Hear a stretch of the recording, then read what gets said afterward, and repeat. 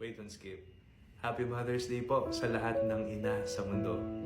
Tara, pag-pray natin ang ating mga kanya-kanyang ina, maging ang lahat ng nanay sa buong mundo. Habang tayo ay nagpipray, maaari mong isipin ang iyong nanay at banggitin ang kanyang pangalan sa Diyos. Sa ngalan ng Ama, ng Anak at ng Espiritu Santo. Amen. Panginoong mapagmahal, Panginoong mapagkalinga, ngayong araw na ito, inalalapit po namin sa inyo ang lahat ng nanay sa buong mundo.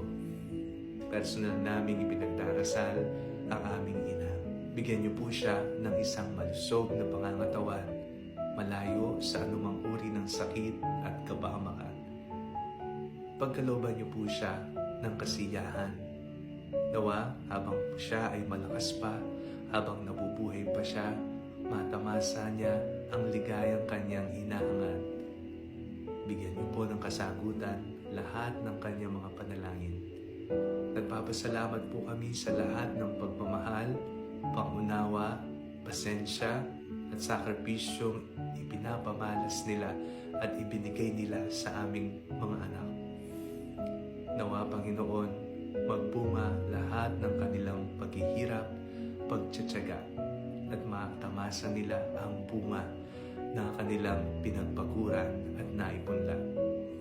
Ipinagdarasal din po namin ang mga inang namayapa na. Pagkalooban niyo po sila ng kapayapaan at liwanag na tanging magmumula lamang sa inyo. Maraming salamat po, Panginoon, nawa palagi niyo po silang gabayan, ingatan, mahal po namin sila. Ngunit alam po namin mas mahal niyo sila, kaya hindi niyo po sila papabayaan. Ito po ang aming panalangin sa ngalan ni Jesus na aming Panginoon. Amen. Sa ngalan ng Ama, ng Anak at ng Espiritu Santo. Amen.